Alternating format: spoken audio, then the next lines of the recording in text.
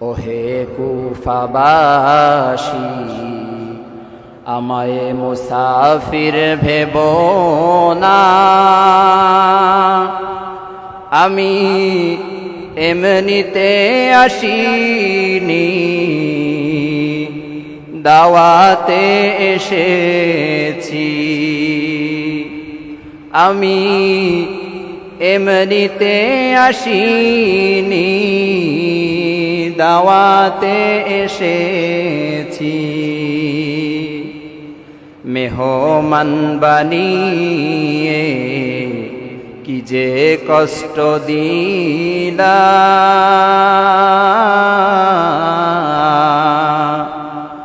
আমি কাঁদিতে আসিনি, কাঁদানো হয়েছে।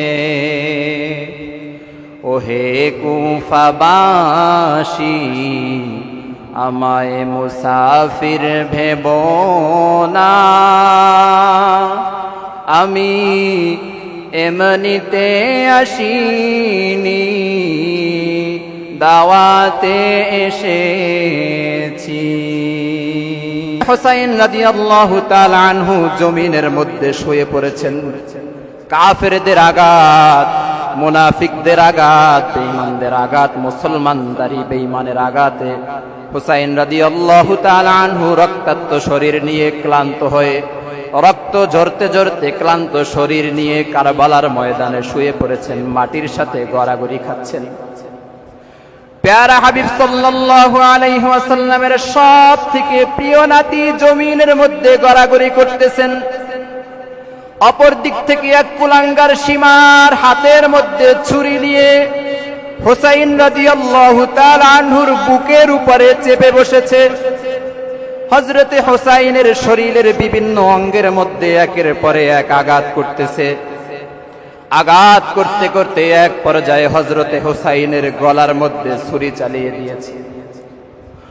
অপর দিক থেকে কে যেন আওয়াজ দিয়ে বলতেছে, হে সীমার, কার বুকের উপরে চড়ে বসেছো? এ বুকের উপরে প্যারা হাবিব সাল্লাল্লাহু আলাইহি ওয়াসাল্লাম অসংখ্যবার চুমু খেয়েছেন। কার বুকের উপরে চড়ে বসেছো? এ বুকের সাথে আল্লাহর রাসূল অসংখ্যবার বুক মিলিয়েছেন। কার বুকের উপরে চড়ে বসেছো? যে বুক আল্লাহর রাসূলের শরীরের বিভিন্ন অঙ্গের মধ্যে লেগেছে। কার ঠোঁটকে রক্তাক্ত করতেছো? কার গলার মধ্যে ছুরি চালাচ্ছ? এ ব্যক্তি সাধারণ কোনো ব্যক্তি নয়, প্যারা হাবিবের কলিজার টুকরা, সাইয়্যিদা শাবাবি আহলিল জান্নাহ, জান্নাতি যুবকদের সরদার। তুমি জান্নাতকে কলঙ্কিত করতেছো, তোমার জান্নাতকে তুমি ধ্বংস করতেছো। হযরতে হুসাইন হবে জান্নাতের সরদার। তুমি জান্নাত পাবে না, তুমি জাহান্নামী হয়ে যাবে। সরে যাও, সরে যাও। সীমার কোনো কথা শুনে না, হযরতে হুসাইনের গলার মধ্যে ছুরি চালাইয়া শরীর থেকে হযরতে হুসাইনের কল্লাটাকে, মাথাটাকে আলাদা করে ফেলেছে। এখানেই শেষ নয়, মুসলমান হৃদয়টা নরম করে দেন। প্যারা হাবিবের সাহাবীর জন্য নাতির ঘটনা শুনে হৃদয় যদি ভেঙে যায়, চোখ থেকে যদি অশ্রু গড়ায়, এটা আশিকে রাসূলের প্রমাণ হবে। এ চোখের অশ্রু বৃথা যাবে না। এ চোখের অশ্রু আপনাকে আমাকে আল্লাহর জান্নাত পর্যন্ত পৌঁছে দিতে পারে। ঘটনা ঘটেছে, ঘটনাটি হলো সরকারে দো আলম মুহাম্মদুর রাসূলুল্লাহ সাল্লাল্লাহু আলাইহি ওয়াসাল্লামের কলিজার টুকরা নাতি হুসাইন রাদিয়াল্লাহু তাআলা আনহুকে মুহররমের 10 তারিখে কারবালার ময়দানে শহীদ করা হয়েছে। এ সম্পর্কে আমরা অনেক অনেক আলোচনা জীবনে শুনেছি, তারপরেও সংক্ষিপ্তভাবে আলোচনা শুনবো। আমরা সবাই মনোযোগী হব ইনশাআল্লাহ। ফাতহুল বারি এবং তারিখে তাবারি নামক কিতাবে বর্ণিত হয়েছে, প্যারা হাবিব সাল্লাল্লাহু আলাইহি ওয়াসাল্লামের পঞ্চম খলিফা আমিরে মুআবিয়া রাদিয়াল্লাহু তাআলা আনহু, আমিরে মুআবিয়া 41 হিজরির জমাদিউল উলায় হুকুমতের আসনে সমাসীন হন। কত হিজরি? 41 হিজরি। তখন হযরতে হাসান এবং হুসাইন রাদিয়াল্লাহু তাআলা আনহু তিনারাও খেলাফতের দায়িত্ব মুআবিয়া রাদিয়াল্লাহু তাআলা আনহুর কাছে হস্তান্তর করেন। সন্ধি চুক্তির মাধ্যমে মুসলমানরা ঐক্যবদ্ধ থাকে, কোনো বিচ্ছিন্নতা তখন ছিল না। এ মুআবিয়া রাদিয়াল্লাহু তাআলা আনহু প্রায় 20 বছর যাবত খলিফার দায়িত্ব পালন করেন, বাদশাহ হিসেবে রাষ্ট্র পরিচালনা করেন। মুআবিয়া রাদিয়াল্লাহু তাআলা আনহুর শাসন আমলে তার শাসন এরিয়া ছিল 64 লাখ বর্গ মাইল। জোরে বলেন সুবহানাল্লাহ। 64 লক্ষ বর্গ মাইল। আমাদের বাংলাদেশ 56,000 বর্গ মাইল। আর মুআবিয়া রাদিয়াল্লাহু তাআলা আনহুর শাসন ক্ষমতা ছিল 64 লক্ষ বর্গ মাইল। সুবহানাল্লাহ। সম্মানিত হাজিরিন, তখন ইসলাম পৃথিবীর আনাচে কানাচে চতুর্দিকে ছড়িয়ে পড়ে। তখন মুসলমানদের ইসলামিক ফ্রন্টের রাজধানী ছিল দামেস্ক। দামেস্ক থেকেই এই 64,000 বর্গ মাইলে ইসলামের কার্যক্রম ওখান থেকেই পরিচালনা করা হয়েছে। অর্থাৎ রাষ্ট্রের মূল কেন্দ্র ছিল দামেস্কের রাজধানীতে। সম্মানিত হাজিরিন, এই মুআবিয়া রাদিয়াল্লাহু তাআলা আনহু তিনি যখন বৃদ্ধ হয়ে গেলেন, বৃদ্ধ বয়সে উপনীত হলেন, তখন তিনি চিন্তা করলেন যে আমার মৃত্যুর পর না জানি কাকে খলিফা নিযুক্ত করা হয়, না জানি আবার মুসলমানদের মধ্যে ফাটল সৃষ্টি হয়। কারণ 20 বছর যাবৎ তিনি রাজত্ব পরিচালনা করেছেন, তখন মুসলমানদের মধ্যে কোনো ফাটল ছিল না, সবাই একতাবদ্ধ ছিল। তিনি চিন্তা ভাবনা করলেন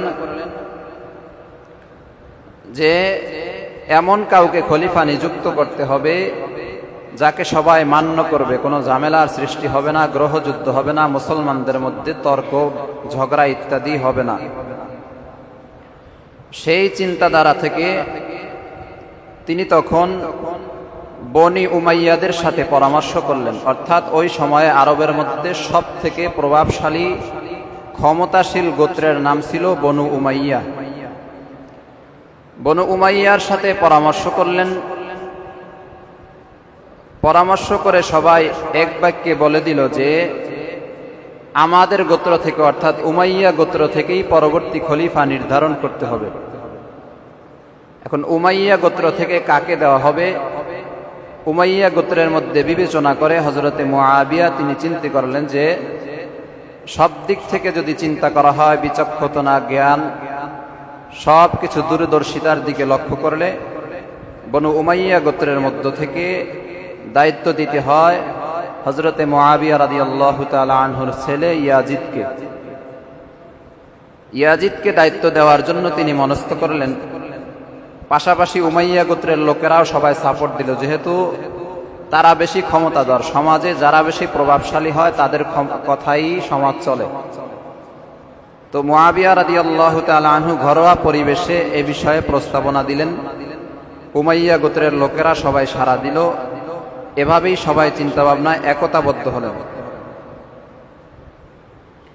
কিন্তু এই বিষয়ে সবাই একমত হতে পারলেন না। বিশেষ করে আল্লাহর নবীর বিখ্যাত সাহাবী আব্দুল্লাহ ইবনে আব্বাস, আব্দুল্লাহ ইবনে ওমর, আব্দুল্লাহ ইবনে আবু বকর থেকে শুরু করে আয়েশা রাদিয়াল্লাহু তাআলা আনহা থেকে শুরু করে অনেক বিখ্যাত সাহাবীরা এ বিষয়ে দ্বিমত পোষণ করলেন।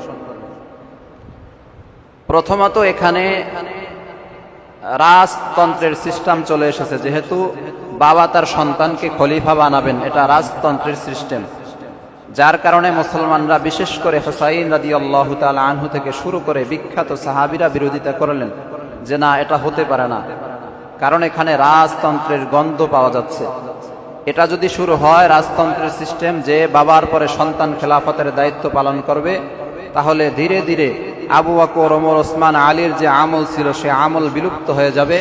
অর্থাৎ খেলাফত পদ্ধতি বন্ধ হয়ে গিয়ে রাজতন্ত্র প্রতিষ্ঠা হয়ে যাবে, যার কারণে সাহাবায়ে কেরাম কঠিনভাবে এটার বিরোধিতা করলেন।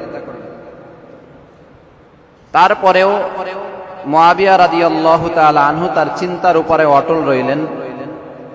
তিনি চিন্তা ভাবনা করলে সিদ্ধান্ত ওটাই বের হলো যে আমার পরে মুসলমানদের মধ্যে ঐক্য রক্ষা করার জন্য কেবলমাত্র একজন ব্যক্তি আছে, সে হলো ইয়াজিদ। ইয়াজিদ কিন্তু তখনও পর্যন্ত বাটপার ছিল না, খারাপ ছিল না, মুনাফিক ছিল না। তখন সে অনেক বড় একজন বুজুর্গ ছিল। তাকে বিভিন্ন যুদ্ধে পাঠানো হতো, যুদ্ধে তিনি নেতৃত্ব দিতেন, বিভিন্ন সময়ে সে জয়লাভ করে এসেছে, যার কারণে তার কৃতিত্ব ছিল। আমল আখলাক ইত্যাদির দিক থেকে ইয়াজিদকে খলিফা হিসেবে অস্বীকার করার মতো কেউ কথা বলে নাই। কিন্তু সকলের বিরোধিতা একটা জায়গাতেই ছিল, সেটা হলো খলিফার ছেলে কেন খলিফা হবে, এই বাবার ছেলে কেন, সন্তান কেন খলিফা হবে, এই বিষয় নিয়ে সাহাবায়ে কেরামের মাঝে বিভিন্ন ধরনের কথাবার্তা চলতেছিল। সম্মানিত হাজিরিন, মুআবিয়া রাদিয়াল্লাহু তাআলা আনহু চিন্তা করলেন, কোরআন হাদিসের কোথাও স্পষ্টভাবে সন্তানকে খলিফা বানানো যাবে না এরকম কোনো বক্তব্য নেই। তিনি ইস্তিহাদ করলেন, ইস্তিহাদ করে এটাই সিদ্ধান্ত নিলেন, কোরআন হাদিসে যেহেতু নিষেধাজ্ঞা নেই, তাহলে আমার সন্তানকে যোগ্য মনে হয়েছে, তাকেই আমি খেলাফতের দায়িত্ব দিয়ে যাব। এই চিন্তায় মুআবিয়া রাদিয়াল্লাহু তাআলা আনহু ঐক্যমত পোষণ করলেন। উমাইয়া গোত্রের লোকেরাও এ বিষয়ে ঐক্যমত পোষণ করলেন। এ বিষয়ে আল্লামা ইবনে খালদুন রাহমাতুল্লাহি আলাইহি তারিখে ইবনে খালদুনের মধ্যে বলেন, উম্মতের ঐক্য, একতা ও ভ্রাতৃত্ব রক্ষা এবং কুরাইশদের সবচেয়ে শক্তিশালী গোত্র উমাইয়া গোত্রের সম্মান রক্ষার্থে মুআবিয়া রাদিয়াল্লাহু তাআলা আনহু তার সন্তান ইয়াজিদকে খেলাফতের দায়িত্ব দেওয়ার জন্য স্থির হন। আল বিদায়া ওয়ান নিহায়া কিতাবের মধ্যে বর্ণিত হয়েছে, ইয়াজিদের বয়স যখন ৩৫ বছর বয়সে ৮১ হিজরিতে ৬৮০ খ্রিস্টাব্দে মুআবিয়া রাদিয়াল্লাহু তাআলা আনহু তার সন্তান ইয়াজিদকে খেলাফতের আসনে বসার জন্য সিদ্ধান্তে পরিপূর্ণভাবে একমত হন। খলিফা নিযুক্ত হওয়ার পরে মুআবিয়া রাদিয়াল্লাহু তাআলা আনহু একদিন জুমার খুতবায় দাঁড়াইলেন। জুমার খুতবায় দাঁড়িয়ে তিনি দোয়া করলেন, আল্লাহুম্মা ইন কুনতা তা'লামু, হে আল্লাহ, যদি তুমি জানো যে আন্নী ওয়াল্লাইতুহু লিআন্নাহু ফীমা আরাহু আহলু লিযালিকা, আমি ইয়াজিদকে খলিফা হওয়ার যোগ্য মনে করে দায়িত্বভার দিয়েছি, এটা আল্লাহ তুমি তো জানো, তাহলে তুমি তার দায়িত্বে পূর্ণতা দান করো।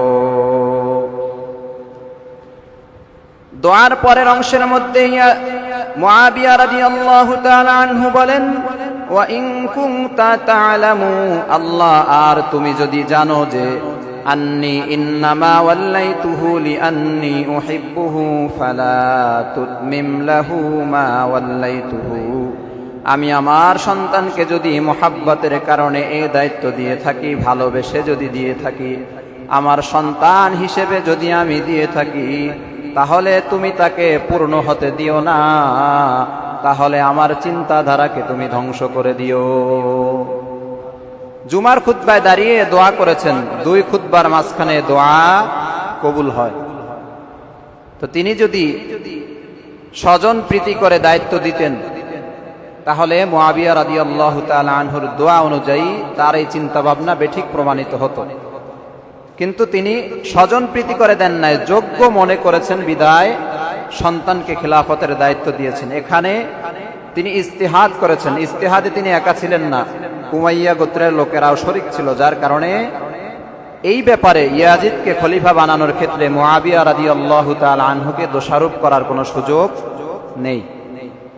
অনেক মানুষ দেখবেন মুআবিয়া রাদিয়াল্লাহু তাআলা আনহুকে গালাগালি করে, তিনি তার ছেলেকে ইয়াজিদরে কেন ক্ষমতায় দিল? যখন ক্ষমতায় দিয়েছিল তখন কি ইয়াজিদ খারাপ ছিল? ছিল না, তিনি তখন বুজুর্গ ব্যক্তি ছিল। সম্মানিত হাজিরিন, মুআবিয়া রাদিয়াল্লাহু তাআলা আনহুর দোয়া প্রমাণ করে যে মোহাব্বত করে, স্বজন প্রীতি করে সন্তানকে খলিফা বানাননি।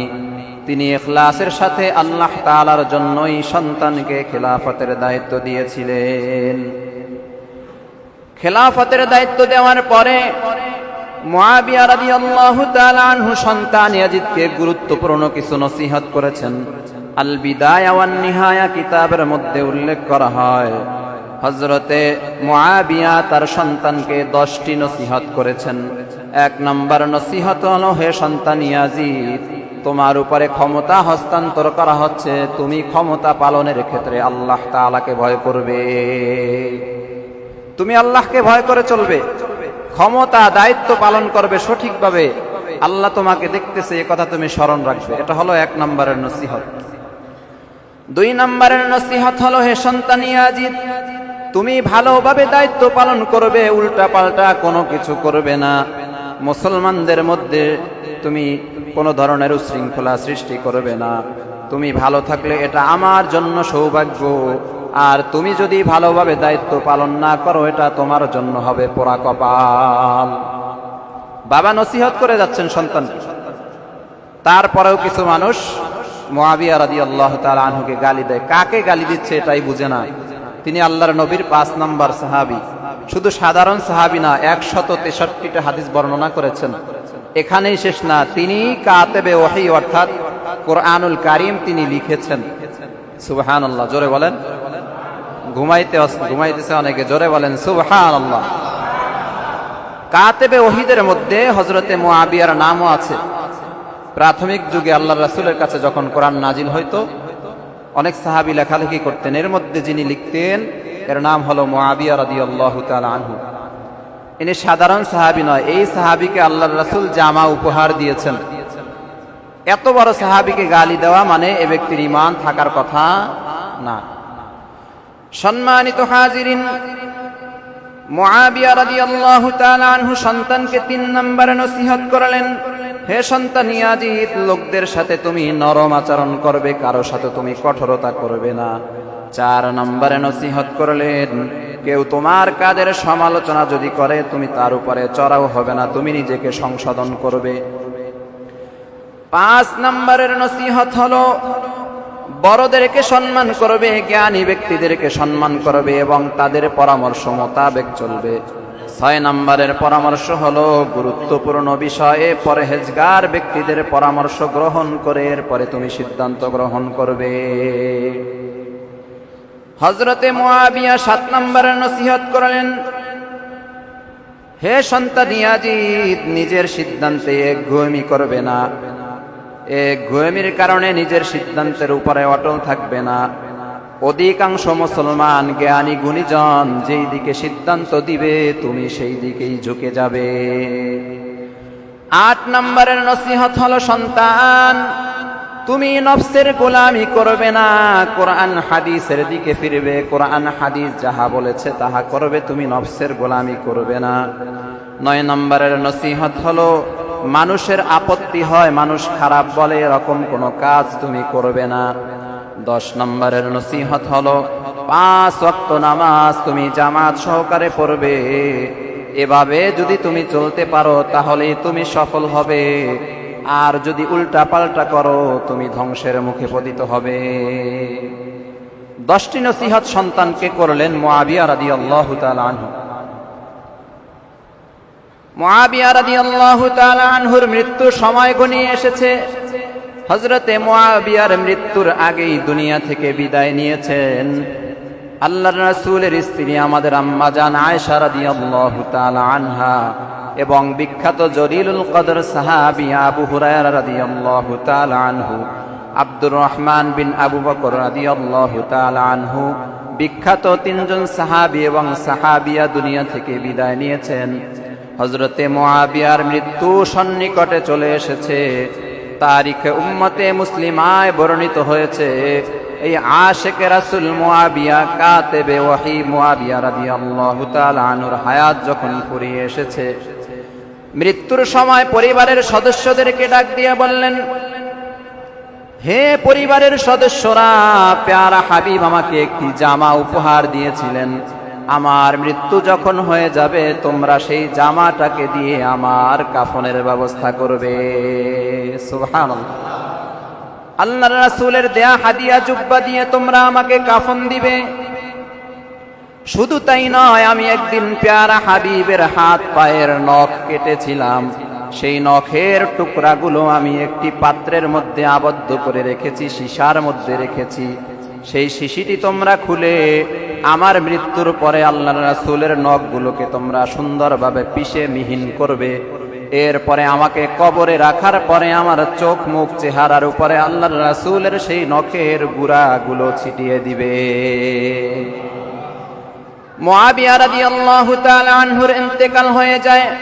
আল্লাহর ডাকে সাড়া দিয়ে পয়গম্বরের সাহাবী দুনিয়া থেকে বিদায় নিয়ে চলে যায়।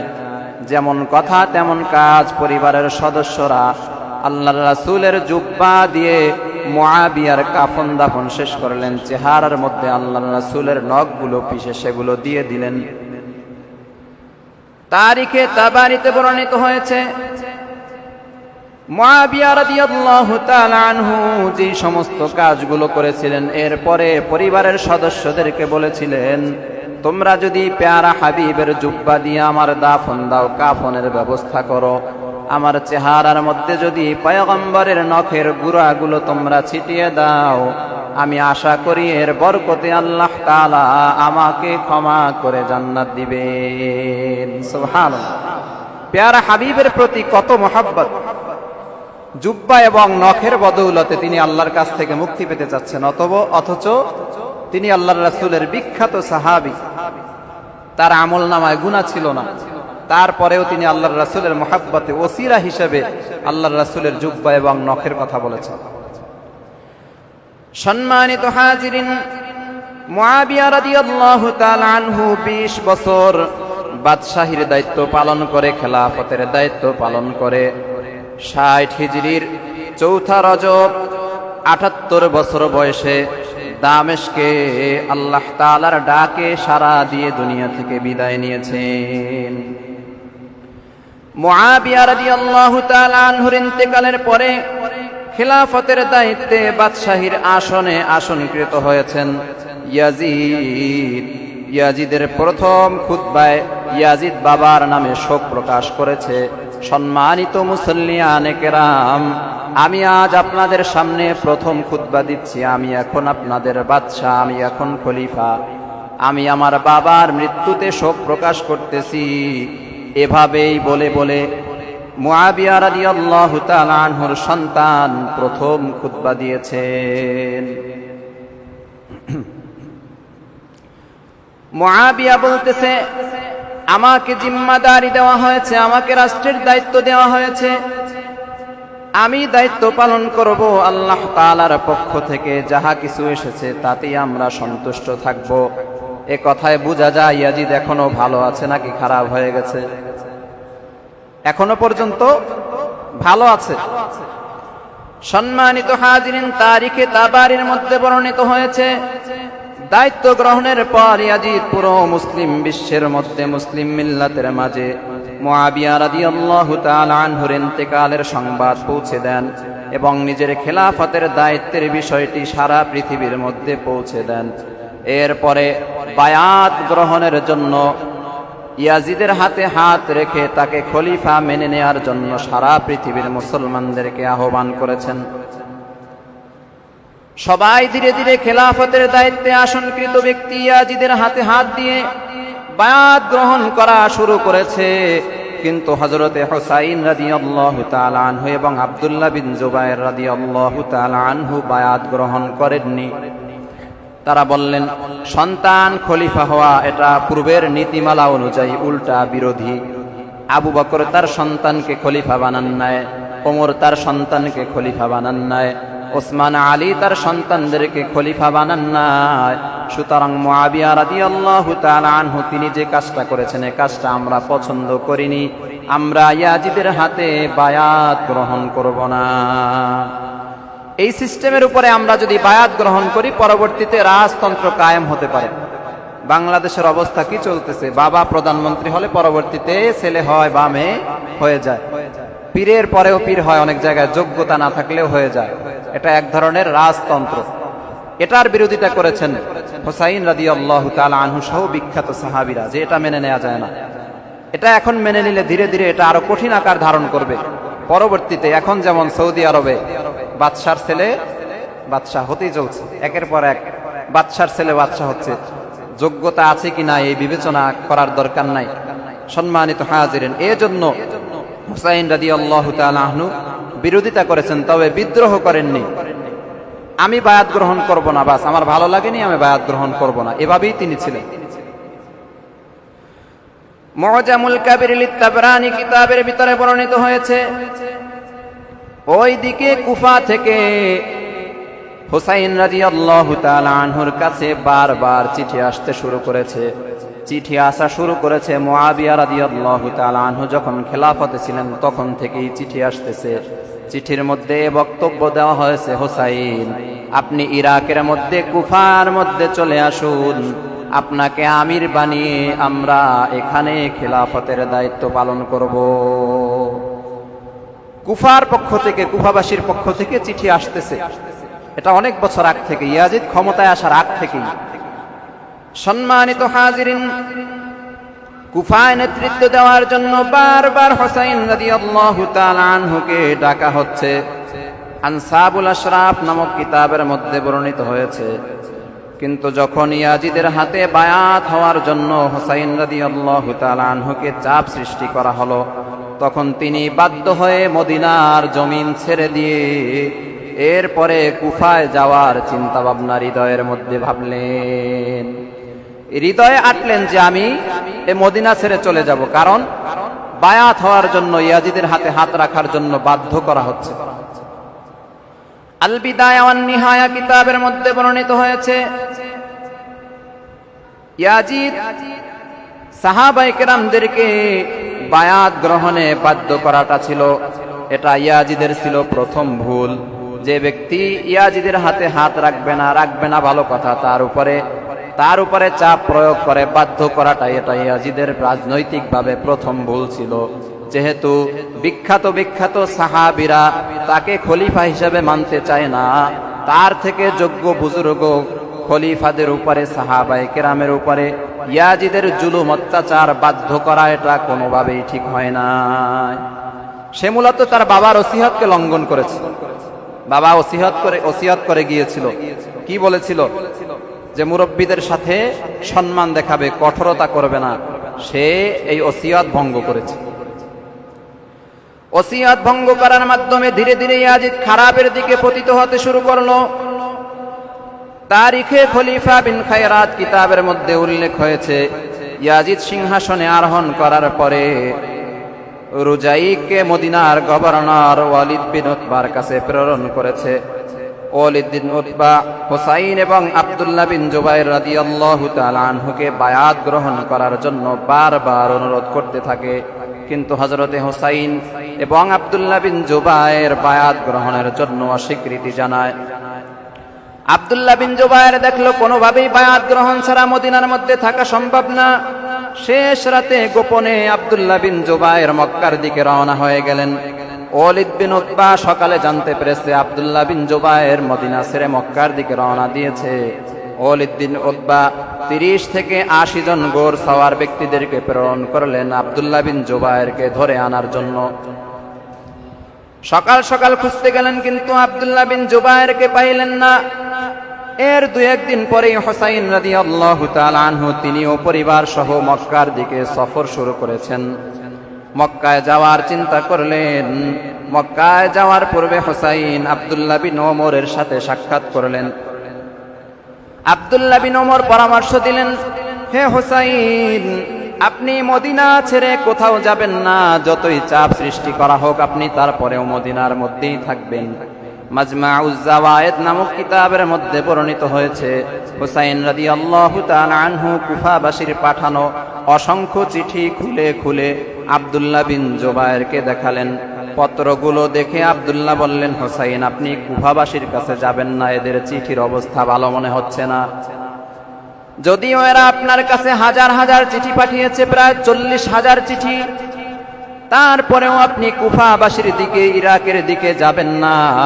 এরা গাদ্দার, এরা ভালো নয়। কোন ক্রমেই এরা যতই চিঠি পাঠাক আপনি কুফার দিকে যাবেন না। হুসাইন রাদিয়াল্লাহু তাআলা আনহু আব্দুল্লাহ বিন জুবায়েরের কথা মানলেন না, তিনি কুফাবাসীদেরকে বিশ্বাস করলেন। কুফাবাসীদেরকে বিশ্বাস করে তিনি রওনা দিলেন।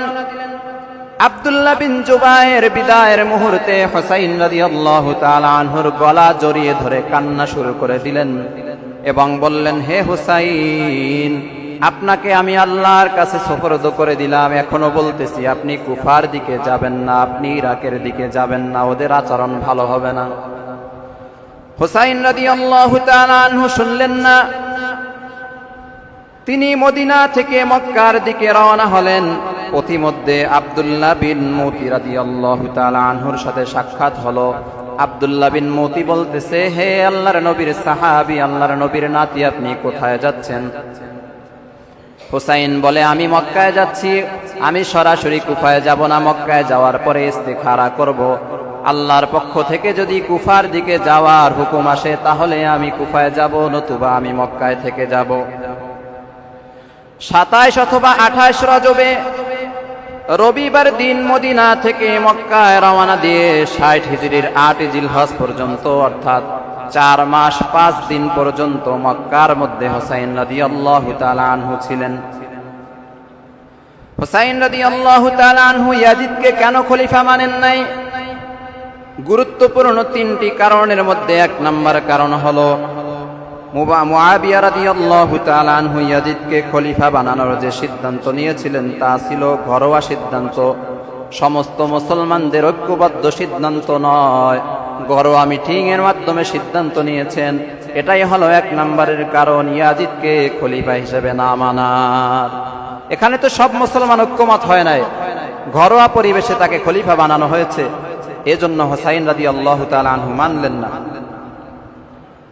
2 নম্বর কারণ হলো মক্কা এবং মদিনার অসংখ্য মুসলমান ইয়াজিদকে খলিফা হিসেবে মানে না, ইরাকের অনেক মুসলমান খলিফা হিসেবে মানে না, বিশেষ করে কুফাবাসীর সমস্ত মানুষ ইয়াজিদকে খলিফা হিসেবে মানে না, যার কারণে হুসাইন রাদিয়াল্লাহু তাআলা আনহু সহ বিখ্যাত সাহাবীরা চিন্তা করলেন, অধিকাংশ মুসলমান যেহেতু মানে না, আমরাও তাকে খলিফা হিসেবে মেনে নিব না।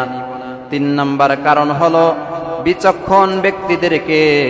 বিচক্ষণ ব্যক্তিদের সিদ্ধান্তকে বাদ দিয়ে অল্প কয়েকজন মুসলমানদের সিদ্ধান্ত হওয়ার কারণে হুসাইন রাদিয়াল্লাহু তাআলা আনহু চিন্তা করলেন, সংখ্যাগরিষ্ঠ মুসলমানদেরকে বাদ দিয়ে সংখ্যালঘিষ্ঠ মুসলমানদের সিদ্ধান্ত গ্রহণ করে ইয়াজিদকে খলিফা বানানো হয়েছে, সুতরাং আমি এ রাজতন্ত্রকে মেনে নিতে পারি না।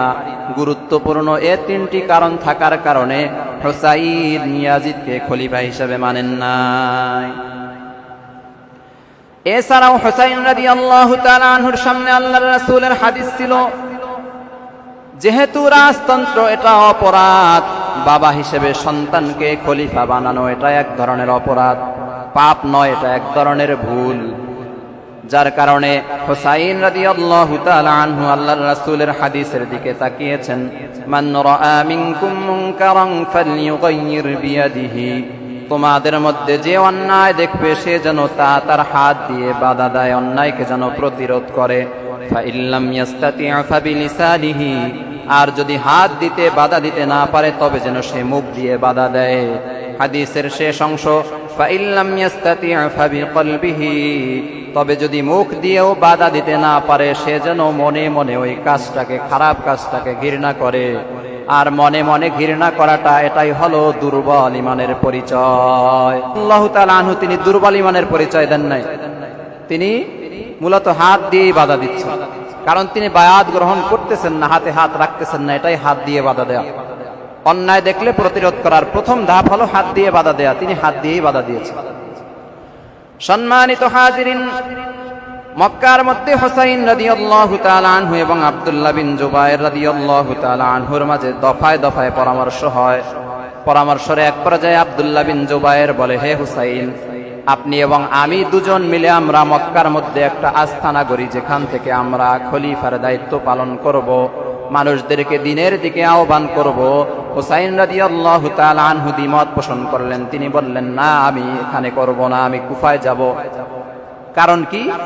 কুফার মানুষ বেশি ইসলাম প্রিয়, তারা আমাকে কুফায় নেওয়ার জন্য অনেক বছর যাবত তারা চেষ্টা চালাচ্ছে। কুফার মানুষ আমার কথা বেশি মানবে, তারা বেশি আমার তাবেদার। মক্কার মানুষ হয়তোবা সেভাবে আমাকে মানবে না, সেজন্য আমি চাই কুফায় আমি গিয়ে কুফাবাসীদের সাথে একতাবদ্ধ হব। হুসাইন রাদিয়াল্লাহু তাআলা আনহু কয়েকটি কারণ উল্লেখ করলেন। এক নম্বরের কারণ হলো ইরাকে আমার শক্তি বেশি হবে, কারণ ইরাকের অধিকাংশ মুসলমানেরা আমাকে চায়, তারা আমাকে বারবার আহ্বান করেছে। ইরাকের পক্ষ থেকে দফায় দফায় প্রতিনিধি দল আমার কাছে এসেছে, আমাকে আহ্বান করেছে। দুই নম্বরের কারণ হলো মক্কা হলো পবিত্র ভূমি, কোনো কারণে যদি যুদ্ধ বেঁধে যায় মক্কার মধ্যে, পবিত্র জায়গার মধ্যে যুদ্ধ করা ঠিক হবে না। এই গুরুত্বপূর্ণ দুটি কারণ থাকার কারণে হুসাইন কুফায় গিয়ে সেখানে খেলাফতের দায়িত্ব পালনের জন্য মনে মনে সিদ্ধান্ত গ্রহণ করেছেন। তারিখে দামেস্কের মধ্যে উল্লেখ রয়েছে, ইয়াজিদ আব্দুল্লাহ বিন আব্বাস রাদিয়াল্লাহু তাআলা আনহুর কাছে চিঠি পাঠালেন, হে আব্দুল্লাহ বিন আব্বাস, হুসাইন রাদিয়াল্লাহু তাআলা আনহুর নিকটে আপনি জানায়া দিবেন তার কাছে পূর্ব দিক থেকে যে লোকজন এসে তাকে খেলাফতের আশ্বাস দিচ্ছে, আশা দিচ্ছে। আপনি অবস্থা সম্পর্কে জ্ঞাত অভিজ্ঞ মানুষ, আপনি হুসাইনকে বলবেন সে যদি ইরাকে গিয়ে ভিন্ন কিছু করে, বিদ্রোহ করে, তাহলে তার সাথে আমার আত্মীয়তার বন্ধন ছিন্ন হবে। নাউযুবিল্লাহ। ইয়াজিদ চিঠি পাঠালেন আব্দুল্লাহ ইবনে আব্বাসকে, বিখ্যাত সাহাবী, বুজুর্গ সাহাবীকে, তিনি যেন হুসাইন রাদিয়াল্লাহু তাআলা আনহুকে সতর্ক করে। আব্দুল্লাহ বিন আব্বাস চিঠির উত্তরে জবাব লিখলেন, আমার প্রত্যাশা হলো হুসাইন সে যদি ইরাকে গমন করে তবে সে বিদ্রোহ করবে না, তোমার বিপক্ষে যুদ্ধ করবে না, সে এমন কোনো কাজ করবে না যার কারণে তুমি অসন্তুষ্ট হও। সুতরাং এ বিষয়ে তুমি নিশ্চিন্ত থাকো, হুসাইন তোমার বিপক্ষে গিয়ে যুদ্ধে তোমার সামনে দাঁড়াবে না। এইদিকে হুসাইন রাদিয়াল্লাহু তাআলা আনহু চিন্তা করলেন, ইয়াজিদ হয়তোবা আমাকে ভুল বুঝতে পারে, সে আমাকে বিদ্রোহী ভাবতে পারে, সে ভাবতে পারে তার রাজত্ব দখলের আমি চেষ্টা করতেছি, সে উদ্ধত হয়ে আমাকে হত্যা করতে পারে। কারণ বিদ্রোহীদেরকে হত্যা করা আল্লাহর রাসূল জায়েজ করে দিয়েছেন। হাদিসের মধ্যে আছে, মান রাআদা আইয়ুফাররিকা আমারাল মুসলিমিনা ওয়া হুম জামিউন ফাদরিবুহু বিসসাইফি কাইনাম মান কানা। আল্লাহর রাসূল বলেছেন, মুসলমানগণ ঐক্যবদ্ধ থাকা অবস্থায় যে ব্যক্তি তাদের কাজের মধ্যে বাধা দিবে, সে যেই হোক, তোমরা তরবারি দিয়ে তাকে হত্যা করে ফেলবে। মুসলমানরা ঐক্যবদ্ধ থাকা অবস্থায় কোনো কাজে যদি কোনো ব্যক্তি বাধা দেয়, তাকে হত্যা করার কথা আল্লাহর রাসূল বলে গিয়েছেন। এখন ওই দিক থেকে ইয়াজিদ মনে করতেছে হুসাইন আমার বিরুদ্ধে যুদ্ধে নামার জন্য চেষ্টা চালাচ্ছে, সে আমার রাজত্ব দখলের চেষ্টা চালাচ্ছে। এইদিকে হুসাইন রাদিয়াল্লাহু তাআলা আনহু তিনি এই ধরনের চিন্তা ভাবনা মাথায় আনেনি নাই, তিনি পুরাতন সেই চিন্তা ভাবনার উপরে আছেন যে রাজতন্ত্রের উপরে আমি সিগনেচার করতে পারি না, আমি এটাতে একমত হতে পারি না। ক্ষমতা দখলের চিন্তা ভাবনা তিনি কখনোই মাথায় আনেন না। সম্মানিত হাজিরিন, হুসাইন রাদিয়াল্লাহু তাআলা আনহুর দৃষ্টিতে ইয়াজিদের খেলাফত পূর্ণতা পায়নি, কারণ অধিকাংশ মুসলমান তাকে মানে না। ওইদিকে জোর জবরদস্তি করে ইয়াজিদ মুসলমানদেরকে তার খেলাফতের দায়িত্ব মেনে নেওয়ার জন্য বারবার আহ্বান করতেছে, বিভিন্নভাবে চাপ সৃষ্টি করতেছে। দেখা গেল ধীরে ধীরে অনেক সাহাবায়ে কেরাম ইয়াজিদের হাতে হাত রেখে বায়াত গ্রহণ করেছেন। তারিখে তাবারির মধ্যে এসেছে, ইরাকবাসীর পক্ষ থেকে অসংখ্য চিঠি আগে থেকেই আসতেছিল। ইরাকবাসীর পক্ষ থেকে মূল বক্তব্য ছিল, হে হুসাইন, পুরো ইরাক ইয়াজিদের নিয়ন্ত্রণের বহির্ভূত হয়ে গেছে। ইরাকের কোনো ব্যক্তি ইয়াজিদকে মানে না, তার শাসন মানে না, তাকে খিলাফতের দায়িত্বে মানে না, তাকে খলিফা হিসেবে মানে না। শুধু কুফার মধ্যেই 1 লক্ষ মুজাহিদ অস্ত্র সহ তৈরি আছে আপনার সহযোগিতা করার জন্য।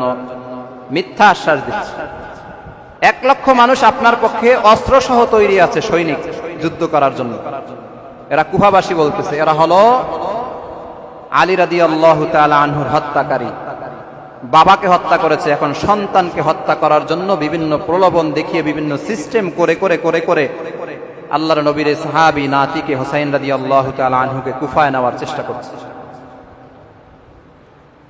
কুফাবাসী বলতেছে, শুধু তাই নয়, লোকেরা ইয়াজিদ নির্ধারিত কুফার গভর্নর নোমান বিন বশির রাদিয়াল্লাহু তাআলা আনহুর পিছনে জুমার নামাজ পড়া ছেড়ে দিয়েছে। এভাবে অসংখ্য চিঠি দিতে দিতে দিতে দিতে শিয়া গোষ্ঠী হুসাইন রাদিয়াল্লাহু তাআলা আনহুর মনকে ঝুঁকিয়ে ফেলেছেন। অসংখ্য চিঠিতে উল্লেখ ছিল, হুসাইন আপনি ইরাকে এসে জনগণকে শান্ত করুন। আপনি যদি ইরাকের মধ্যে না আসেন তাহলে মুসলমানদের মধ্যে দুই গ্রুপ হয়ে যুদ্ধ লেগে যাবে। পরিবেশ যদি শান্ত করতে হয়, মুসলমানদের রক্ত জমিনে পড়ুক, এটা যদি আপনি না চান তাহলে আপনি ইরাকের মধ্যে কুফার মধ্যে চলে আসুন। হযরতে হুসাইন চিন্তা করলেন, মুসলমান এক মুসলমান আর এক মুসলমানের রক্ত ঝরাবে, তা হতে পারে না।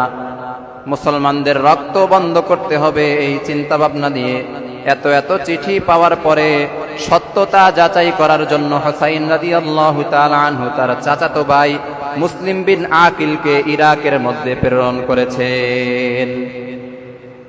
ইরাকের মধ্যে প্রেরণ করেছেন, সাথে সাথে চিঠি দিয়ে দিয়েছেন।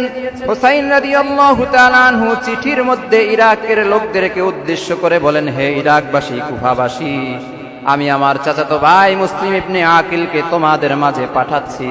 তোমাদের পক্ষ থেকে তার সাথে কেমন আচরণ হয় সেটা আমি জানবো।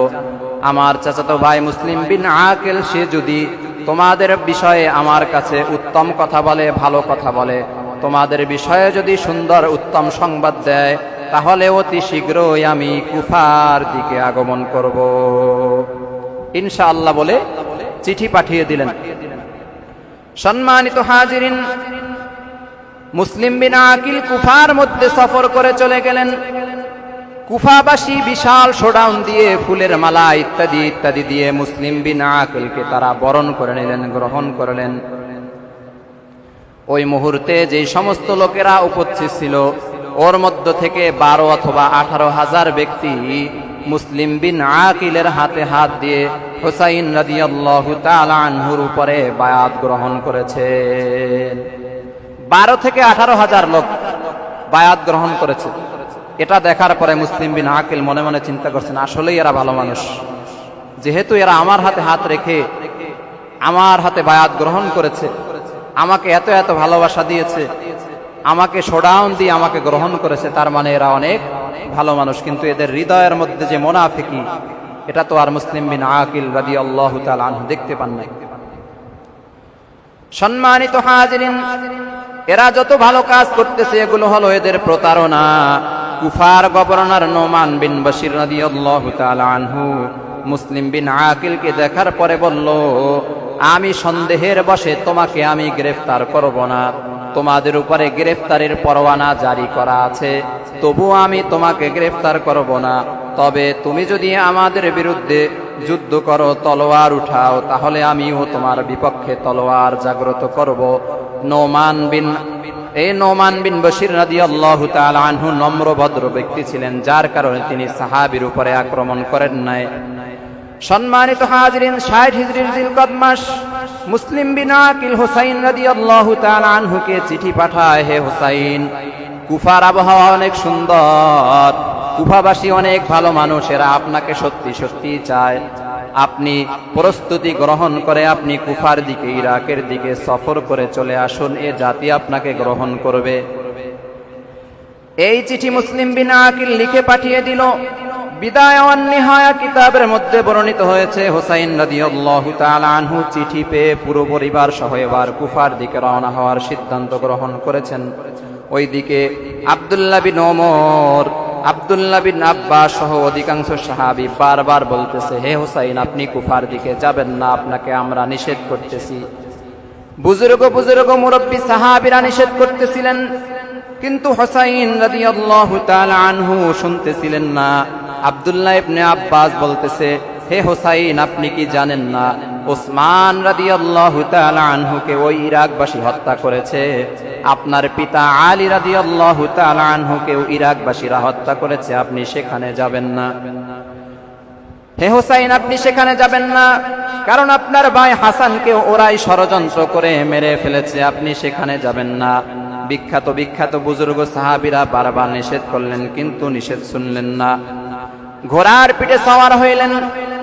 আব্দুল্লাহ বিন আব্বাস রাদিয়াল্লাহু তাআলা আনহু ঘোড়ার পিছনে পিছনে দৌড়ান। ঘোড়ার লাগাম ধরে বারবার বলতেছে, হোসাইন আপনি ওইদিকে যাবেন না, হোসাইন আপনি যদি যেতেই চান তাহলে একা যান, আপনার পরিবার সহ আপনি সেদিকে যাবেন না।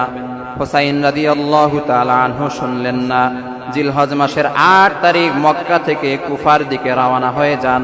সঙ্গে ছিল ৭২ জন অথবা ৮২ জন মুসলমান। হযরতে হোসাইন রাদিয়াল্লাহু তাআলা আনহুর পরিবারের সদস্যদেরকে নিয়ে মক্কা থেকে কুফার দিকে রওনা হয়েছেন। সাথে আরো ছিল ৬০ জন শিয়া ব্যক্তি সন্ত্রাসী। কতজন? ৬০ জন। অনেকে ঘুমাইতেছে, একটু তাকবীর দেন। লিল্লাহি তাকবীর, নারায়ে তাকবীর। ৬০ জন সন্ত্রাসী শিয়া, এরা ভালো সেজে, মুসলমান সেজে হযরতে হোসাইন রাদিয়াল্লাহু তাআলা আনহুর সঙ্গ নিয়েছে, তিনি যেন এদিক সেদিক কোনো দিক যেতে না পারে। এরা বারবার বিভিন্ন ভালো কথা বলতেছে, হে হোসাইন আপনি চলেন, আপনার জন্য আমরা জীবনকে কোরবান করে দিব। বিভিন্ন কথা বলে বলে হোসাইন রাদিয়াল্লাহু তাআলা আনহুকে কুফার দিকে এগিয়ে নিয়ে যাচ্ছে।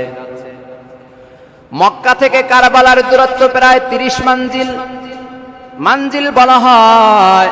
সারাদিন সফর করে করে, সকাল থেকে সন্ধ্যা পর্যন্ত সফর করে যতদূর পর্যন্ত যাওয়া যায় এটা হলো ১ মানজিল। এভাবে করে করে ৩০ মানজিল হোসাইন রাদিয়াল্লাহু তাআলা আনহু ৮ই জিলহজ রওনা দিয়ে ৮ই মুহররম গিয়ে কারবালার কাছাকাছি নিকটবর্তী এক জায়গার মধ্যে পৌঁছে যায়। ১ মাস সফর করেছে, লম্বা ১ মাসে ৩০ মানজিল অতিক্রম করেছেন। এত এত বাধা পড়ার পরেও হোসাইন রাদিয়াল্লাহু তাআলা আনহু কেন গেলেন কুফায়? এ কারণে গিয়েছেন রাজতন্ত্র যেন কায়েম না হয়, বাবার পরে সন্তান খলিফা হওয়ার প্রথা যেন বাস্তবায়ন না হয়। আল্লাহর নবীর নাতি বলেছেন, প্রয়োজনে জীবন উৎসর্গ করে দিব, তারপরেও আমি হকের উপরেই থাকব। সুবহানাল্লাহ। সম্মানিত হাজিরিন, এইদিকে কুফার অবস্থা পরিবর্তন হয়ে গেছে। নরম মানুষ নোমান বিন বশির রাদিয়াল্লাহু তাআলা আনহু গভর্নরের দায়িত্ব পালন করতেছিলেন, তাকে গভর্নরের দায়িত্ব থেকে অব্যাহতি দেওয়া হলো। ওই জায়গার মধ্যে কুখ্যাত বিখ্যাত জঘন্য কুলাঙ্গার ওবাইদুল্লাহ বিন জিয়াদকে গভর্নর হিসেবে নিযুক্ত করা হলো। তখন তো আর মোবাইলের যুগ না যে মুহূর্তের মধ্যে সময় পৌঁছে যাবে। সংবাদ যেতে যেতে ৮ দিন, ১০ দিন, ১৫ দিন, ২০ দিন, ১ মাস সময় লেগে যেত।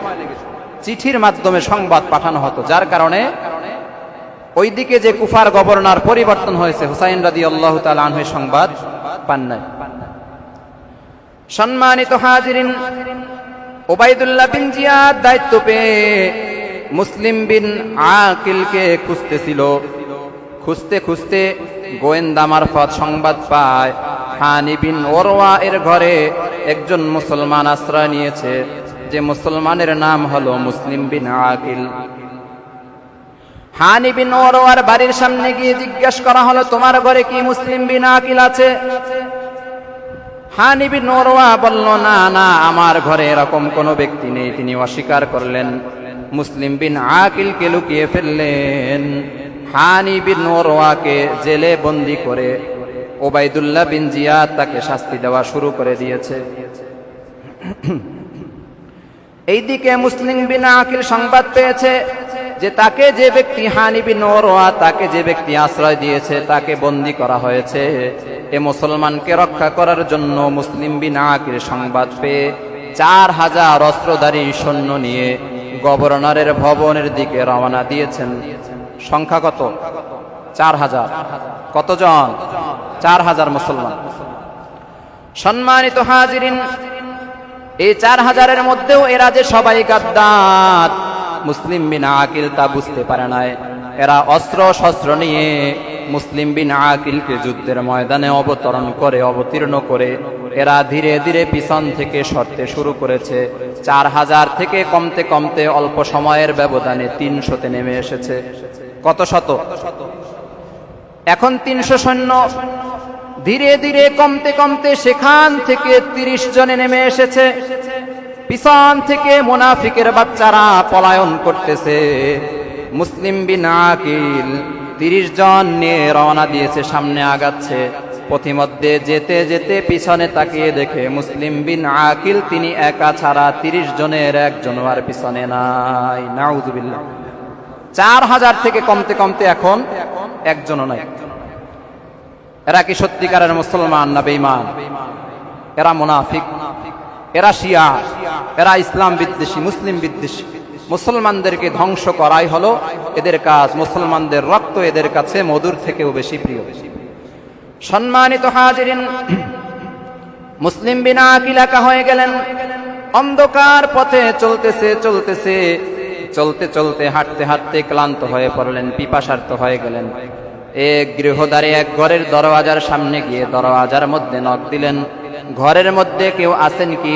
আমি তৃষ্ণার্ত পিপাসার্ত একজন মুসলমান, আমার পরিচয় আমি মুসলিম বিন আকিল, আমি মদিনা থেকে এসেছি। কুফাবাসী আমার সাথে গাদ্দারি করেছে, ঘরের মধ্যে কেউ আছেন কি? ঘরের মধ্য থেকে তাওয়া নামক একজন আল্লাহর বান্দি সাড়া দিয়েছেন, মুসলিম বিন আকিলকে পানি পান করিয়েছেন এবং তাকে থাকার জন্য রাত্রবেলায় ঘরের মধ্যে আশ্রয় দিয়েছেন। সময় অতিবাহিত হচ্ছে গভীর রাতে। তাওয়া নামক মহিলার ছেলে সে ব্যক্তি ঘরের মধ্যে প্রবেশ করে জানতে পেরেছে মুসলিম বিন আকিল নামে একজন মুসলমান ঘরের মধ্যে আশ্রয় নিয়েছে। এ সাধারণ কোনো মুসলমান নয়, একে ওবাইদুল্লাহ বিন জিয়াদ নামক কুলাঙ্গার এ মুসলমানকে খুঁজতেছে। এই তাওয়া নামক ব্যক্তির ছেলে, সেও জঘন্য ব্যক্তি ছিল, সেও মুনাফিক ছিল।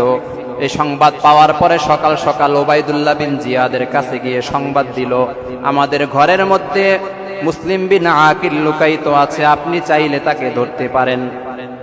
ওবাইদুল্লাহ বিন জিয়াদ সংবাদ পাওয়ার পর মুসলিম বিন আকিলকে গ্রেফতার করে নিয়ে যায়।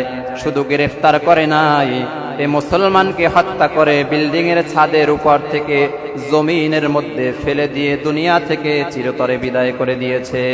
নাউযুবিল্লাহ। ইন্না লিল্লাহি ওয়া ইন্না ইলাইহি রাজিউন। সম্মানিত হাজিরিন, অপরদিকে মারওয়ান বিন হাকাম সহ জ্ঞানী গুণী ব্যক্তিরা ওবাইদুল্লাহ বিন জিয়াদকে চিঠি পাঠায়, খবরদার খবরদার, হে ওবাইদুল্লাহ বিন জিয়াদ, কুফার মধ্যে হুসাইন রাদিয়াল্লাহু তাআলা আনহু আসতেছে। তিনি নবীর কলিজার টুকরা নাতি, তিনি আলী রাদিয়াল্লাহু তাআলা আনহুর সন্তান, তিনি ফাতেমার কলিজার টুকরা আদরের সন্তান, তার সাথে তুমি খারাপ আচরণ করবে না। জ্ঞানী গুণী বিচক্ষণ সাহাবীরা একের পর এক চিঠি পাঠাইতেছে ওবাইদুল্লাহ বিন জিয়াদের কাছে। কুফার গভর্নর ওবাইদুল্লাহ বিন জিয়াদ কারো কথাই শুনতেছে না।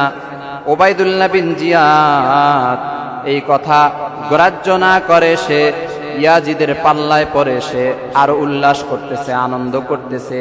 অপর দিক থেকে ইয়াজিদ ওবাইদুল্লাহ বিন জিয়াদের কাছে চিঠি পাঠায়। চিঠির মধ্যে বলে, সাবাস, বাহবা, তোমাকে আমি বাহবা দিলাম, সাবাস দিলাম, তুমি মুসলিম বিন আকিলকে হত্যা করতে পেরেছো, এজন্য তোমাকে ধন্যবাদ। ইয়াজিদ এখনো খাঁটি মুসলমান আছে না শয়তান হয়ে যাচ্ছে? সম্মানিত হাজিরিন, বাহবা দিয়ে চিঠি পাঠিয়ে চিঠির পরের অংশের মধ্যে লিখেছেন, হে ওবাইদুল্লাহ বিন জিয়াদ, আমাদের বিরুদ্ধে যারা কথা বলবে তাদেরকে তুমি পাকড়াও করবে, আর আমাদের বিরুদ্ধে যারা যুদ্ধ করতে চাইবে তাদের শরীর থেকে কল্লা আলাদা করে ফেলবে। নাউযুবিল্লাহ। ধীরে ধীরে শয়তানের রূপ ধারণ করতেছে ইয়াজিদ। এদেরকে একটু থামানো যায় না?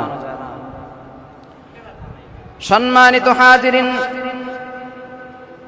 ওইদিকে হুসাইন রাদিয়াল্লাহু তাআলা আনহু ইরাকের সীমান্তে এসে জানতে পারলেন যে মুসলিম বিন আকিলকে শয়তানের দল, শিয়ার দল, কুফাবাসী হত্যা করে ফেলেছে, শাহাদাতের পেয়ালা পান করাইছে। হুসাইন রাদিয়াল্লাহু তাআলা আনহু কুফাবাসীর ষড়যন্ত্র বুঝতে পারলেন। বুঝতে পারার পরে হুসাইন এবার তিনি ফিরে যেতে ইচ্ছা করলেন, কিন্তু মুসলিম বিন আকিলের আত্মীয় স্বজনরা বলতেছে, তারা গর্জে উঠে বলতেছে, আমাদের স্বজন, আমাদের আত্মীয় মুসলিম বিন আকিলকে যারা হত্যা করেছে তাদের প্রতিশোধ না নিয়ে, তাদেরকে হত্যা না করে আমরা কুফা থেকে পিছু হটব না। মুসলিম বিন আকিলের স্বজনেরা এরা গরম হয়ে গেছে। হুসাইন রাদিয়াল্লাহু তাআলা আনহু চাইছিলেন যে মুসলমানদের মধ্যে যেন রক্তক্ষয়ী যুদ্ধ না হয়, কারণ ওরাও মুসলমান, আমরাও মুসলমান, রক্ত মুসলমানের না পড়ুক, এটা বারবার হুসাইন রাদিয়াল্লাহু তাআলা আনহু চাচ্ছিলেন। কিন্তু মুসলিম বিন আকিলের আত্মীয় স্বজনেরা যখন গর্জে উঠলেন, তখন হুসাইন বললেন, তোমরাও যেই পথে যাবে আমিও সেই পথে যাব, তোমরা যে সিদ্ধান্ত নিয়েছো আমিও তোমাদের সাথেই আছি। পথ চলতে চলতে কুফা জেলার সীমান্তে পৌঁছে যান। পথিমধ্যে হুর বিন ইয়াজিদের সাক্ষাৎ হয়। হুর বিন ইয়াজিদ নরম দিলের মানুষ, সে একজন মুসলমান। সে বারবার বলতেছে, হুসাইন আপনি আর সামনে আগায়েন না, আপনি ফিরে যান, আপনি যেদিক থেকে এসেছেন সেই দিকে ফিরে যান। কুফাবাসী গাদ্দার, ওরা আপনার সাথে গাদ্দারি করবে, আপনি আর সামনের দিকে আগাবেন না। হুসাইন রাদিয়াল্লাহু তাআলা আনহু বুঝতে পারলেন পরিস্থিতি খুবই খারাপ, মুসলমানদের মধ্যে রক্তক্ষয়ী যুদ্ধের সম্ভাবনা দেখা দিয়েছে। তিনি এবার ফাইনাল সিদ্ধান্ত নিলেন, আমি এবার কুফার দিকে যাব না, আমি দামেস্কের দিকে যাব, সরাসরি ইয়াজিদের সাথে সাক্ষাৎ করে কথা বলে ঝামেলা মিটমাট করব। হযরতে হুসাইন এবার দামেস্কের দিকে রওনা দিয়েছেন।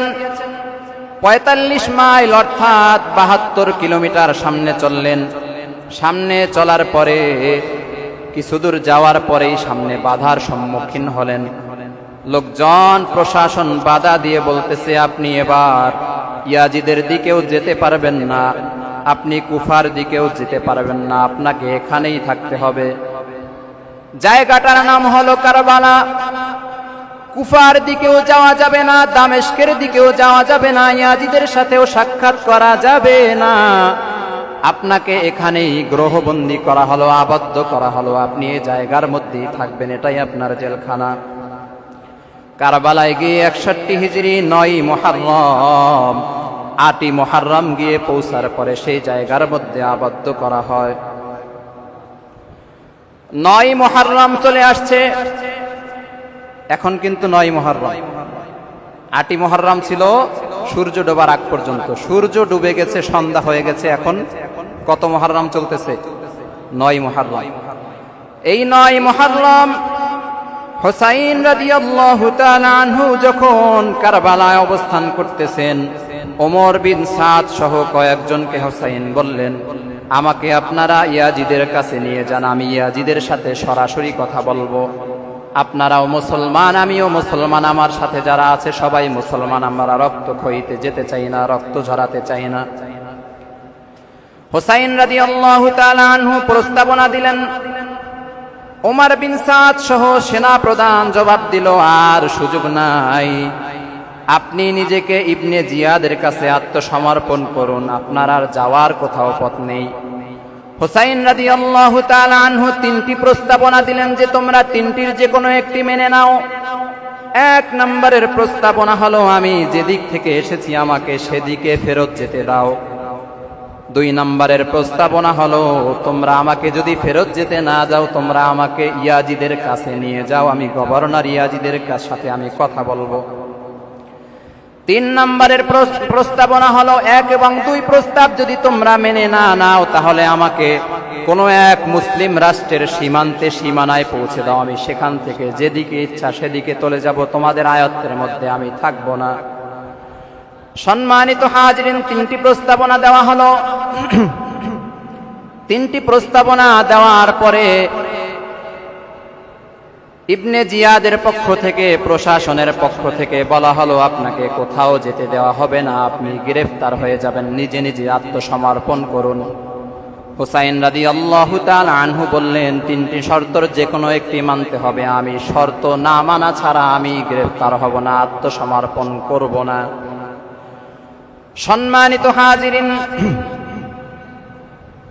ইবনে জিয়াদ এই বক্তব্য শোনার পরে ওমর বিন সাদকে বললেন, এরা শর্ত দিচ্ছে, এদের কোনো শর্ত মানা হবে না, তোমরা ঐক্যবদ্ধভাবে হুসাইন এবং তার পরিবারের উপরে তোমরা হামলা চালাও। ওমর বিন সাদ ৯ মুহররম হামলা চালায় নাই, সুযোগ দিয়েছে। ৯ মুহররম অতিবাহিত হয়ে ৬১ হিজরির ১০ই মুহররম, দিনটি ছিল শুক্রবার অথবা শনিবার। শনিবার দিন অথবা শুক্রবার দিন ওমর বিন সাদ যুদ্ধের জন্য প্রস্তুতি গ্রহণ করেছে মুসলমানদের বিপক্ষে, নবীর নবীর সাহাবী, নবীর নাতি আয়েশা রাদিয়াল্লাহু তাআলা আনহার নাতির বিরুদ্ধে তারা যুদ্ধের জন্য প্রস্তুতি গ্রহণ করেছে। হুসাইন রাদিয়াল্লাহু তাআলা আনহু 10ই মুহররম ফজরের নামাজ আদায় করার পর দেখতে পাইলেন তাদের বিরুদ্ধে সাদ, ওমর বিন সাদ যুদ্ধের জন্য সারিবদ্ধ হয়ে মাঠের এক প্রান্তে দাঁড়িয়ে আছে কারবালার ময়দানে। এইদিকে হুসাইন রাদিয়াল্লাহু তাআলা আনহু চিন্তা করলেন, জীবন যেহেতু দিতেই হবে, যুদ্ধ করেই দুনিয়া থেকে বিদায় নেই। মরতে যেহেতু হবে, বাঘের মতো সিংহের মতো লড়ব, বিড়ালের মতো মৃত্যুবরণ করব না, সিংহের মতো গর্জন একটা দিয়ে হলেও শাহাদাতের পেয়ালা পান করব। সুবহানাল্লাহ। সম্মানিত হাজিরিন, যুদ্ধের জন্য উভয় গ্রুপ প্রস্তুতি গ্রহণ করল। হুসাইন রাদিয়াল্লাহু তাআলা আনহু 32 জন অশ্বারোহী সহ 40 জন যোদ্ধাকে প্রস্তুতি গ্রহণ করালেন। উভয় দিক থেকে যুদ্ধ শুরু হয়ে গেছে, ধীরে ধীরে যুদ্ধের কার্যক্রম চলতেছে। কথা বললে আলোচনা করা কঠিন হয়ে যাচ্ছে, একটু চুপ থাকতে হবে। সম্মানিত হাজিরিন, উভয় দিকে সৈন্যরা প্রস্তুতি গ্রহণ করে দাঁড়িয়ে গিয়েছে যুদ্ধের জন্য। যুদ্ধ শুরু হয়ে গেছে, একদিকে মুসলমান আর একদিকে মুনাফিক বেঈমান নাফরমান। যুদ্ধ চলতেছে চলতেছে, মুসলমানদের এক একজনের লাশ জমিনের মধ্যে পড়তেছে, ওইদিকে কাফেরদের লাশ জমিনের মধ্যে পড়তেছে। ওইদিকে 8ই মুহররম থেকে পানি বন্ধ, খাবার বন্ধ, সব কিছু বন্ধ করে দেয়া হয়েছে। হুসাইন রাদিয়াল্লাহু তাআলা আনহু তাঁবুর পিছনের দিকে শুকনো লাকড়ি দিয়ে আগুন জ্বালালেন, যেন পিছন দিক থেকে শত্রুরা আক্রমণ করতে না পারে। সামনের দিক থেকে শত্রুদের আক্রমণ। যুদ্ধ চলতেছে চলতেছে, মুসলমানদের মধ্যে অনেকেই দুনিয়া থেকে শাহাদাত বরণ করে কারবালার জমিনে শুয়ে পড়েছে। সম্মানিত হাজিরিন, ওইদিকে হুসাইন রাদিয়াল্লাহু তাআলা আনহুর সন্তান আব্দুল্লাহ, তার বুকের মধ্যে তীর লেগেছে, সেও দুনিয়া থেকে বিদায় নিয়ে শাহাদাতের পেয়ালা পান করেছেন। যুদ্ধ চলতেছে, ওইদিকে পানিও নেই, খাবারও নেই। হুসাইন রাদিয়াল্লাহু তাআলা আনহুর স্ত্রী ডেকে ডেকে বলতেছে, স্বামী আমার, পানির ব্যবস্থা নেই, আমাদের কাছাকাছি ফুরাত নদী আছে, ফুরাত নদী থেকে পানি নিয়ে আসুন। আমার সন্তান আলী আসগরকে আমি দুধ খাওয়াতে পারছি না, দুধ পান করাতে পারছি না, আমার স্তন শুকিয়ে গিয়েছে, স্তনের মধ্যে কোনো দুধ নেই। আমার জিহ্বা আমার সন্তান আলী আসগরের মুখের মধ্যে দিয়েছি, তাও এক ফোঁটা রস, এক ফোঁটা লালাও মুখ থেকে বের হয় না। আমার সন্তান আলী আসগর পিপাসায়, খাবারের তৃষ্ণায় সে কান্নাকাটি করতেছে, আর সহ্য করা যায় না। হুসাইন রাদিয়াল্লাহু তাআলা আনহু সন্তান আলী আসগরকে কোলের মধ্যে নিলেন। কোলের মধ্যে নিয়ে বিকেল টাইমে মুনাফিক গোষ্ঠীর সামনে গিয়ে বলতেছে, হে ইবনে জিয়াদ, হে ওমর বিন সাদ, আমাকে তোমরা বন্দী করেছো, ঠিক আছে, আমার সাথে যুদ্ধ করবা, তাও ঠিক আছে।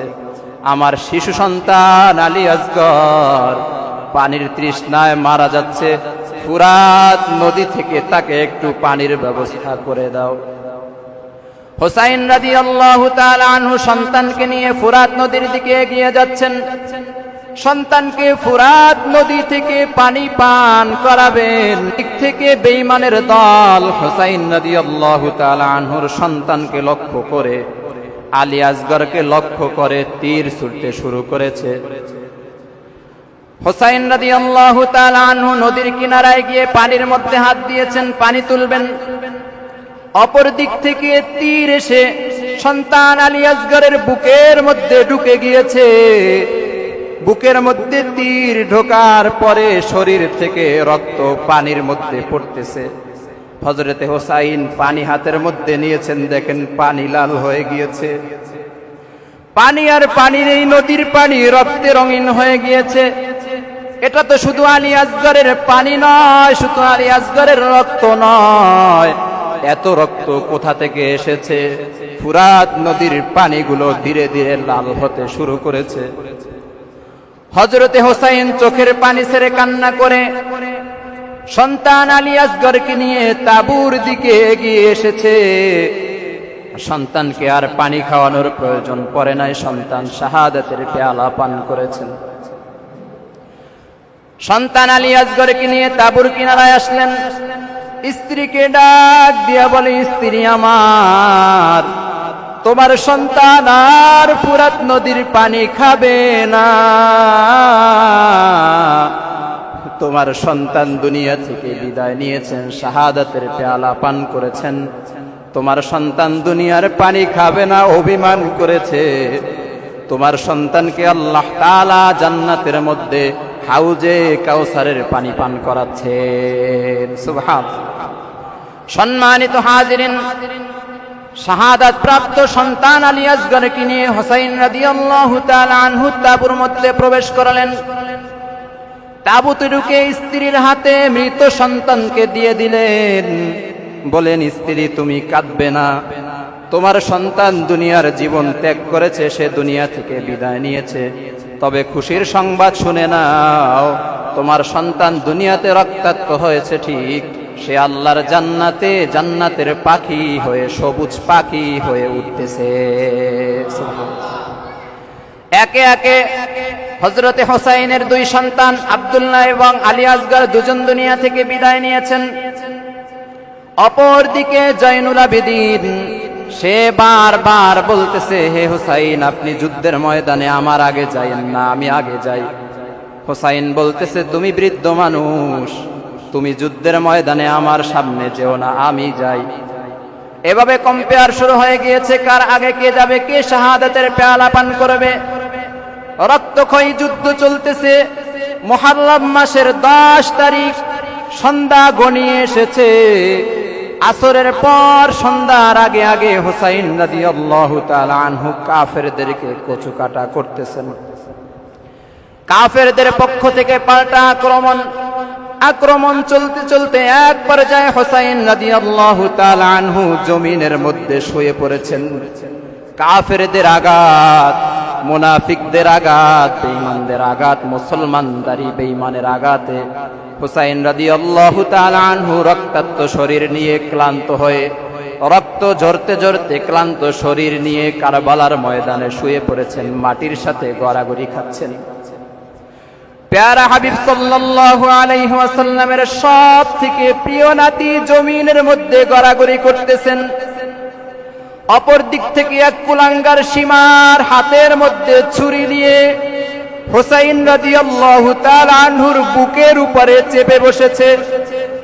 হযরতে হোসাইনের শরীরের বিভিন্ন অঙ্গের মধ্যে একের পরে এক আঘাত করতেছে। আঘাত করতে করতে এক পর্যায়ে হযরতে হোসাইনের গলার মধ্যে ছুরি চালিয়ে দিয়েছে। অপর দিক থেকে কে যেন আওয়াজ দিয়ে বলতেছে, হে সীমার, কার বুকের উপরে চড়ে বসেছো? এ বুকের উপরে প্যারা হাবিব সাল্লাল্লাহু আলাইহি ওয়াসাল্লাম অসংখ্যবার চুমু খেয়েছেন।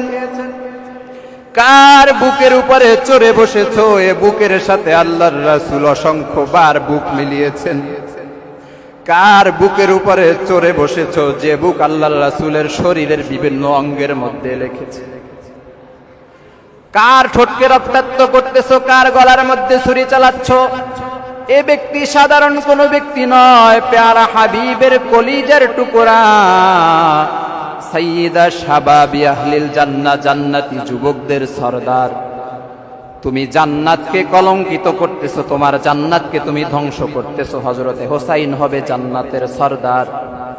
তুমি জান্নাত পাবে না, তুমি জাহান্নামী হয়ে যাবে। সরে যাও, সরে যাও। সীমার কোনো কথা শুনে না, হযরতে হোসাইনের গলার মধ্যে ছুরি চালাইয়া শরীর থেকে হযরতে হোসাইনের কল্লাটাকে, মাথাটাকে আলাদা করে ফেলেছে। এখানেই শেষ নয়, মুসলমান হৃদয়টা নরম করে দেন। প্যারা হাবিবের সাহাবীর জন্য নাতির ঘটনা শুনে হৃদয় যদি ভেঙে যায়, চোখ থেকে যদি অশ্রু গড়ায়, এটা আশেকে রাসূলের প্রমাণ হবে। এ চোখের অশ্রু বৃথা যাবে না। এ চোখের অশ্রু আপনাকে আমাকে আল্লাহর জান্নাত পর্যন্ত পৌঁছে দিতে পারে।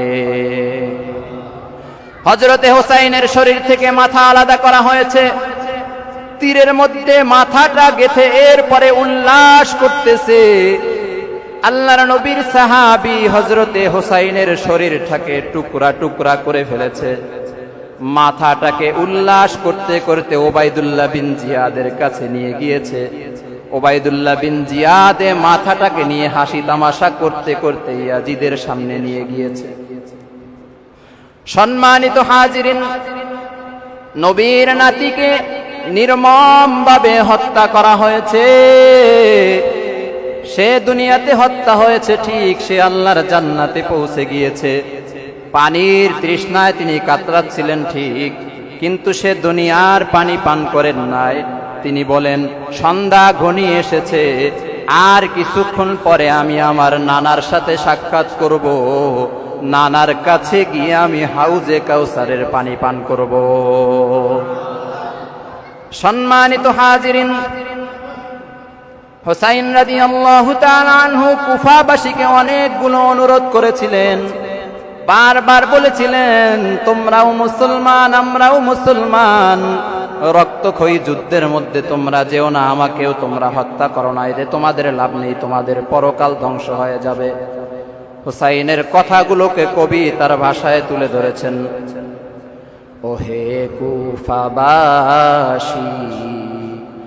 আমায় মুসাফির ভেবো না, আমি এমনিতে আসিনি, দাওয়াতে এসেছি। আমি এমনিতে আসিনি, দাওয়াতে এসেছি। মেহমান বানিয়ে কি যে কষ্ট দিলা,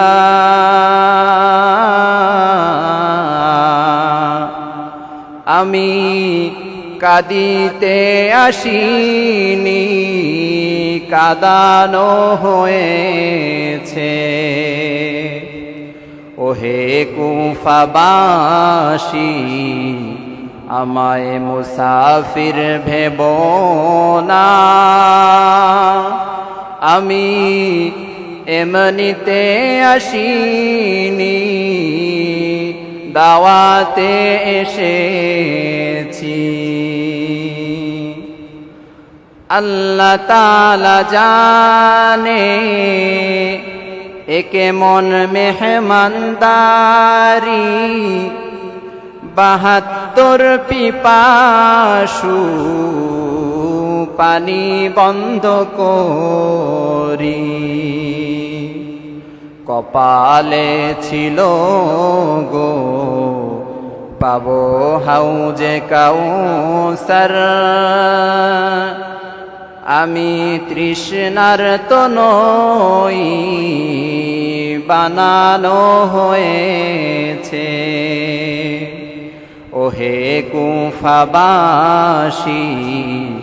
আমায় মুসাফির ভেবো না, আমি এমনিতে আসিনি, দাওয়াতে এসেছি। যে মাথা ঝুকাতো আল্লাহর দরবারে, সে মাথা কাটিল কারবালা প্রান্তরে, শাহাদাতেরি মর্যাদা আমি লাভ করেছি।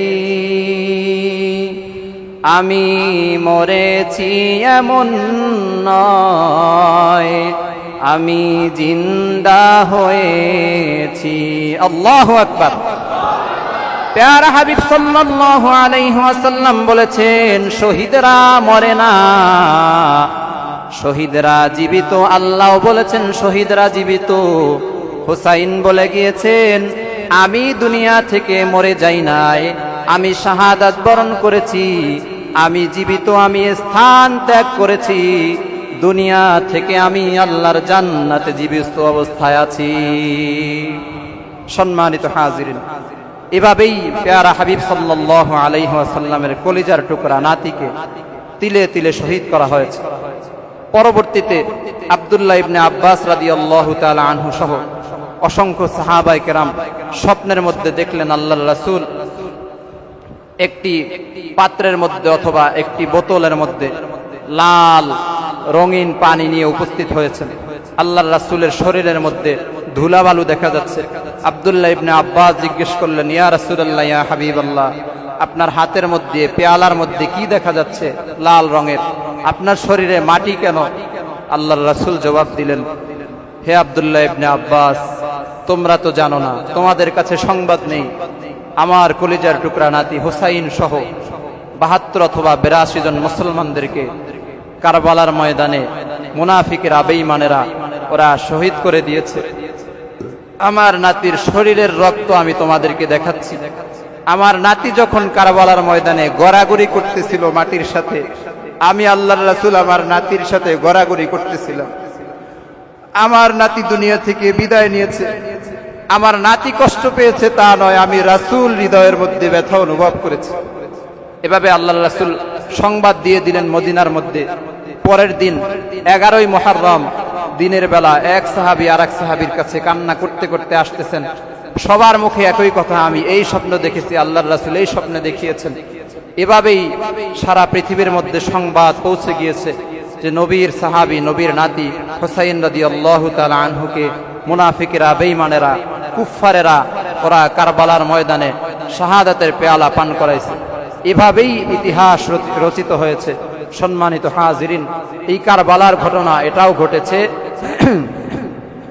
81 হিজরিতে আল্লাহর রাসূলের দুনিয়া থেকে বিদায়ের অনেক বছর পরে কারবালার ময়দানে।